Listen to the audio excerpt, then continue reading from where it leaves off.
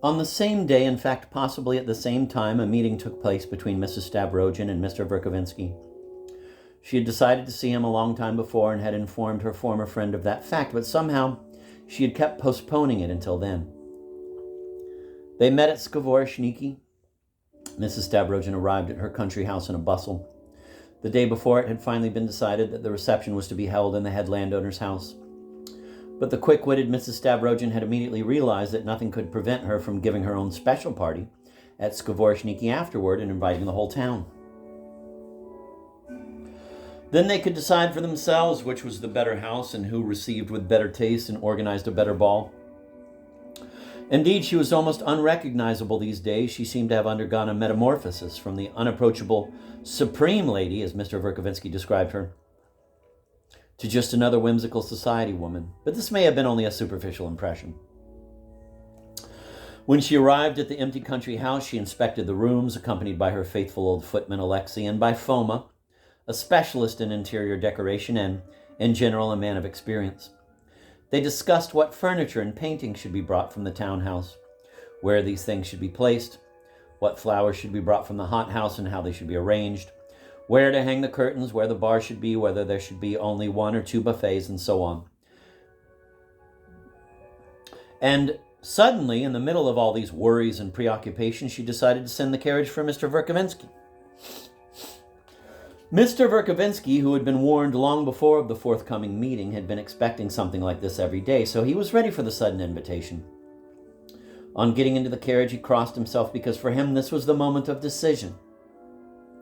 He found his former friend in the main drawing room, sitting on a small couch in a recess. Before her stood a small marble table, and pencil in hand she was jotting down something on a sheet of paper.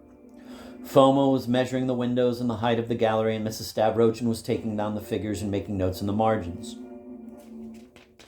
Without stopping her writing, she nodded in Mr. Verkovensky's direction, and when he muttered some form of greeting, she hurriedly proffered him her hand and, without looking up, pointed to a spot next to her, inviting him to sit down.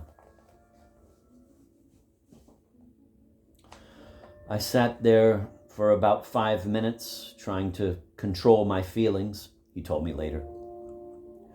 The woman I saw was not the one I'd known for 20 years. I felt that everything had come to an end, and this conviction lent me a strength that rather surprised her. I swear she was really amazed at my stoicism in this final hour. Suddenly she put down her pencil on the marble table and turned to him. "We have business to discuss," she said. "No doubt you have prepared all sorts of high-sounding words and dramatic phrases, but I think we'll do better by getting straight down to business. Don't you agree?" He winced. She was really in a hurry to set the tone of their talk, he thought, wondering what was coming next. "Wait, keep quiet. Give me a chance to say what I have to say, and then you may, although I really wonder what you can possibly have to say," she added, speaking very quickly. "The 1,200 rubles of your allowance, as long as you live, I consider that my sacred duty. Although, why is it my sacred duty? Let's simply call it an agreement, all right? That's much more realistic. If you wish, you can have it in writing. In case of my death, special arrangements have been made, but at present, above and beyond that figure, I provide you with a house, a servant, and your maintenance in general. In terms of cash, that amounts to, say, 1,500, wouldn't you say? Well, I'll add to that another 300, making a grand total of around 3,000 rubles. Would 3,000 a year satisfy you? Seems to me it should be quite adequate. In case of an extreme emergency, I could even let you have more. So take the money, send me back my people, and go and live by yourself in Moscow, Petersburg, here, wherever you wish. Only not with me. Do you understand?" "Not so long ago," Mr. Verkovensky said slowly, with sad precision, "another demand, just as unexpected and insistent, was made to me through these same lips. I humbled myself and agreed to hop around like a fool to please you. Yes, I dare say, just like un petit Cossack du Don qui saute sur sa propre tombe. And now, stop! You're impossibly long-winded, Stepan. You didn't actually dance, but you came to see me in a new cravat, a new shirt, new gloves, and with your hair carefully slicked down and pomaded and reeking of perfume. I tell you, you were anxious to get married yourself. It was easy to see from that expression on your face. A quite unseemly expression, I might add, if I didn't comment on it at the time. It was simply because I didn't want to offend you, believe me. But as I say, you were anxious to get married, extremely anxious, despite all the low things you were saying about me and your fiancé. But this is different, and I don't see why you should drag some Don Cassock dancing on his tomb into it. I don't understand what you can mean by it. I certainly don't want you to die. Please, go on living as long as possible. I will be very pleased. In a home for old people? Why in an old people's home? They don't accept people with a yearly income of 3,000 rubles. Oh, yes, I remember now, she said, laughing impatiently. I remember your son Peter once made a crack about a home for old people. Well, I must say there's one particular establishment of that sort that we might keep in mind. Very respectable gentlemen lived there, including several colonels. I understand a general is even considering entering it. If you wished to retire there with your income, you could really find peace, security, contentment, and be waited on hand and foot. You could devote yourself to your scholarly research. In any case, you'd always find a ready game of whist. Passons. Passons, Mrs. Stavrogin said with irritation. All right, in that case, that's all. You've been warned. From now on, we live quite separately.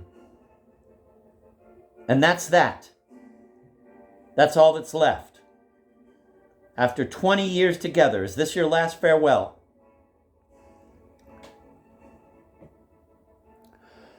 You're incorrigibly addicted to exclamation step, and it's no longer the fashion. People talk coarsely now, but at least to the point. And then why do you keep bringing up those 20 years? It was really nothing but 20 years of self-admiration.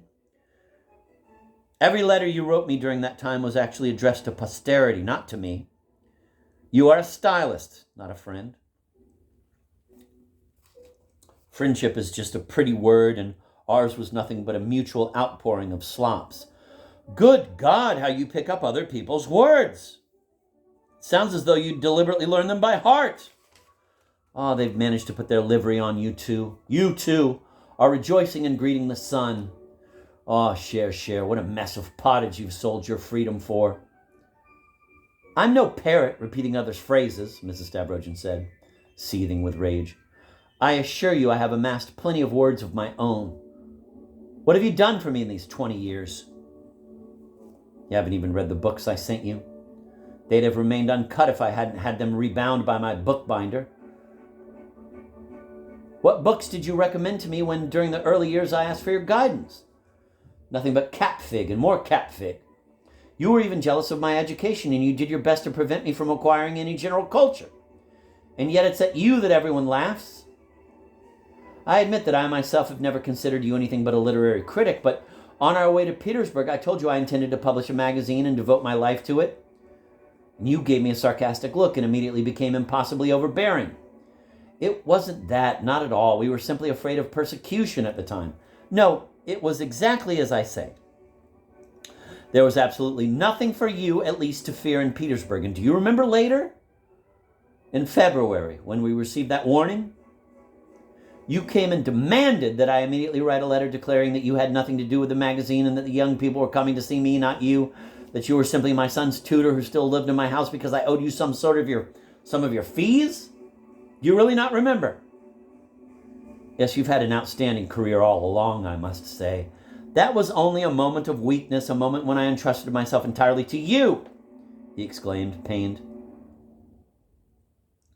But do you really think we must end it all because of such little things? Is there really nothing left between us now, after all these long, long years? You are horribly calculating. You want to make me feel that I am still in your debt? When you returned from your trip abroad, you looked down on me and wouldn't let me say a word. Then when I went abroad myself and tried to share with you the impression made upon me by the Madonna, you didn't listen to me. You smiled superciliously into your cravat, as if I couldn't appreciate these things as much as you. No, you're wrong. You must be wrong. J'oublie. No, I'm right. It was just as I say. Besides, nothing really entitled you to feel so superior because all the things you were supposed to be and to have done were nothing but Nonsense, pure invention. Today, no one admires that Madonna anymore except for some moldy old men. There's nothing to her. That's been proved. It's been proved, has it? She's of no use whatsoever. This jar here is useful because we can put water in it. This pencil is useful because you can write anything you wish with it. But what is she? Just a female face, and much less successful than a real face that nature has created. Now try, for example, to draw an apple and then put a real apple next to it.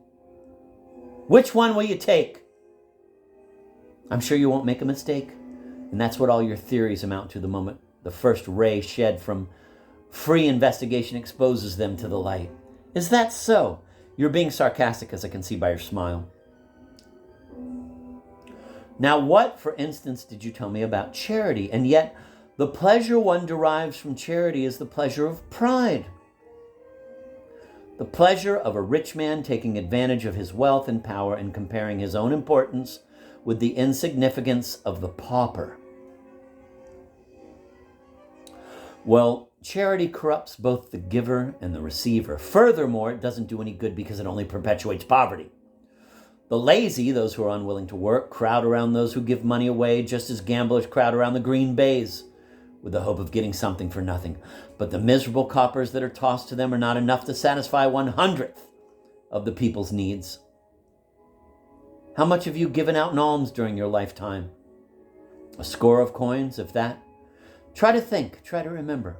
When was the last time you gave something? 2 years ago? Maybe even 4. In fact, you just make a lot of noise and make things worse. Charity ought to be forbidden in a modern society. Under the new organization, there won't be any poor. Oh, what an avalanche of ready-made phrases. I see you've even come down to the new organization.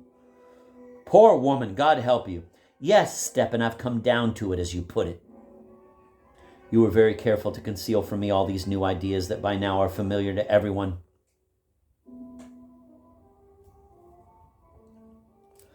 And you hid them from me out of sheer jealousy to maintain your authority.